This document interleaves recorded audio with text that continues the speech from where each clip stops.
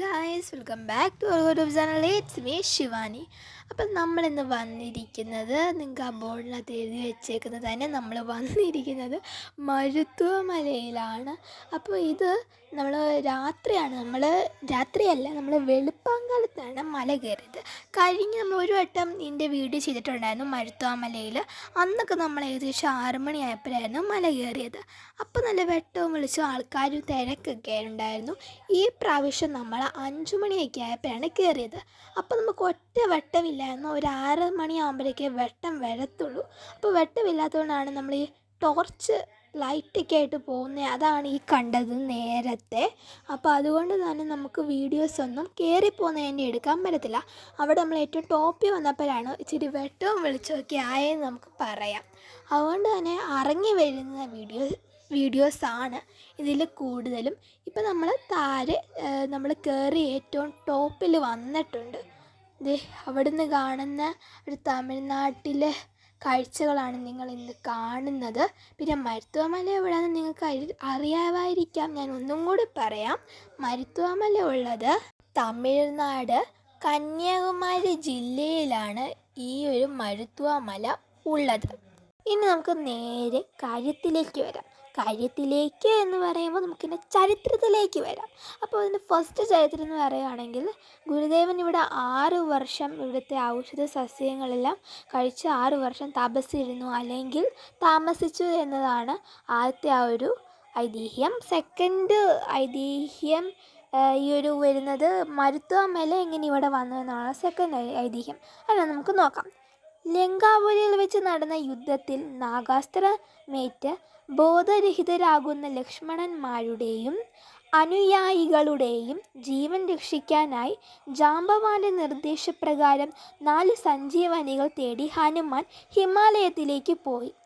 എന്നാൽ ഈ ഔഷധ സസ്യങ്ങളുടെ പേരുകൾ ഓർക്കാൻ കഴിയാത്തതിനാൽ ഋഷഭാദ്രി മല അടർത്തിയെടുത്ത് കൈകളിൽ താങ്ങി ലങ്കാപുരിയിലേക്ക് പറക്കുകയും ചെയ്തു.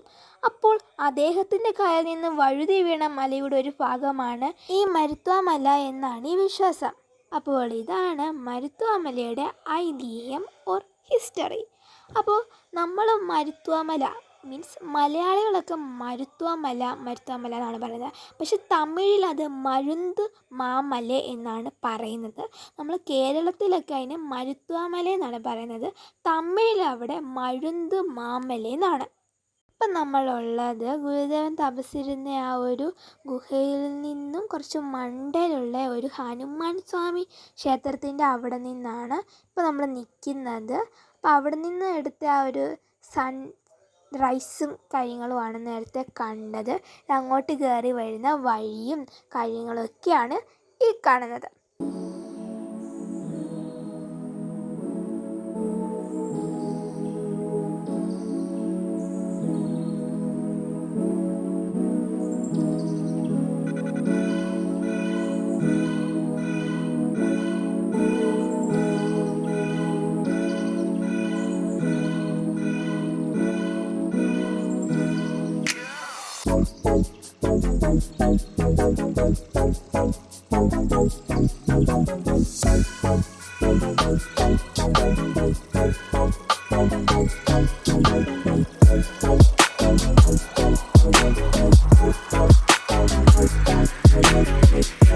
ഇനി നമുക്ക് മരുത്വ മലയുടെ വിശേഷങ്ങൾ കേൾക്കാം.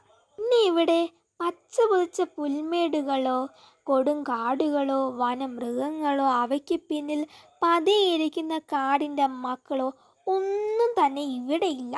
കൂറ്റൻ പാറകളാണ് എങ്ങും. ഗജവീരനെ പോലെ ആകാശത്തെ പോലും വെല്ലുവിളിച്ചു നിൽക്കുന്ന കൂറ്റൻ പാറക്കെട്ടുകളാണ് ഇവിടെ. ഇവിടെ ഫുൾ നിശബ്ദയാണ്. ഒരു പക്ഷിയുടെ കരച്ചിൽ പോലും കേൾക്കാനില്ല.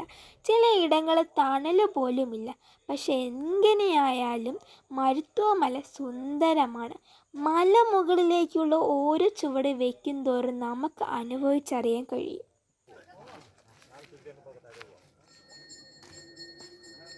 പ്രധാനമായും 3 മലകൾ ഒത്തുചേർന്നാണ് മരുത്വ മല നിലകൊള്ളുന്നത്. മലമുകളിൽ നിറഞ്ഞു നിൽക്കുന്ന കാട്ടുവള്ളികൾക്കും വൃക്ഷസഞ്ചയങ്ങൾക്കുമൊപ്പം തന്നെ പലതരത്തിലുള്ള ഔഷധ സസ്യങ്ങളും ഉണ്ടിവിടെ.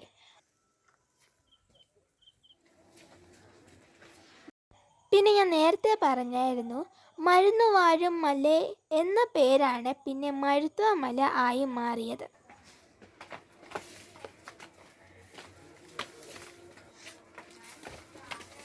ഇവിടുത്തെ ഔഷധക്കാറ്റും ശുദ്ധവായുവും മല കയറുന്നതിനിടയിൽ നമുക്ക് പകർന്നു തരുന്ന ഉന്മേഷവും അത്രയ്ക്ക് വലുതാണ്.